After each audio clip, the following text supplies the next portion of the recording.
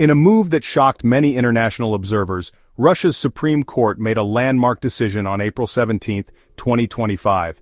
The court suspended the long-standing ban on the Taliban, effectively delisting them as a terrorist organization.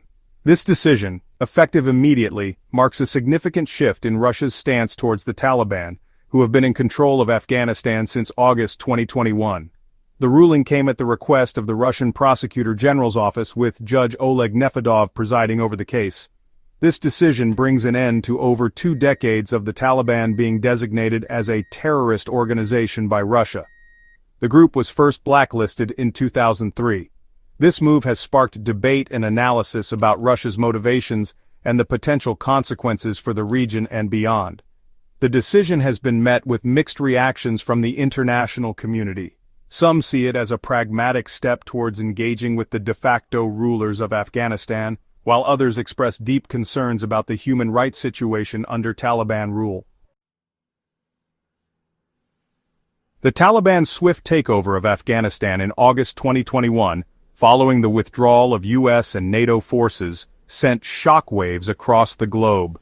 The group's return to power after 20 years raised concerns about a resurgence of their strict interpretation of Islamic law and its impact on human rights, particularly for women and girls. Russia, with its long history of involvement in Afghanistan, watched these developments closely. Initially cautious, Moscow adopted a wait-and-see approach, engaging in dialogue with the Taliban while refraining from formally recognizing their government. However, over time, Russia's stance began to evolve, driven by a complex interplay of geopolitical, economic, and security considerations. The Kremlin's decision to lift the ban on the Taliban signals a growing acceptance of their rule in Afghanistan. It also reflects Russia's desire to play a more active role in shaping the future of its southern neighbor. Several factors underpin Russia's decision to embrace the Taliban. First and foremost is the desire to normalize relations with the de facto authorities in Kabul. This normalization is seen as essential for advancing Russia's interests in Afghanistan, including counterterrorism efforts, drug trafficking control, and economic engagement. Russia and the Taliban share common ground in their opposition to the Islamic State, particularly its regional affiliate, ISKP.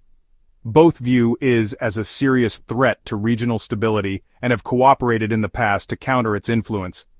Economically, Russia sees potential in Afghanistan as a transit route for its energy exports to South Asia. The proposed Turkmenistan-Afghanistan-Pakistan-India gas pipeline, a project of strategic importance for Russia, could benefit from a stable and secure Afghanistan. Russia's decision to lift the ban on the Taliban has far-reaching implications, particularly for Central Asia, a region Moscow considers its soft underbelly. The move is seen as part of Russia's broader strategy to counter the influence of other powers, such as the United States and China, in the region. By engaging with the Taliban, Russia aims to prevent Afghanistan from becoming a safe haven for terrorist groups that could threaten its security and that of its Central Asian allies. Moscow is also keen on using its leverage with the Taliban to ensure the stability of the Tajik-Afghan border, a porous frontier that has been a source of concern for Russia. However, Russia's outreach to the Taliban raises concerns about the future of human rights in Afghanistan. The Taliban's harsh interpretation of Islamic law has led to severe restrictions on women's rights, including their access to education and employment. The international community is closely watching how Russia will navigate this delicate balance between its geopolitical interests and its commitment to human rights.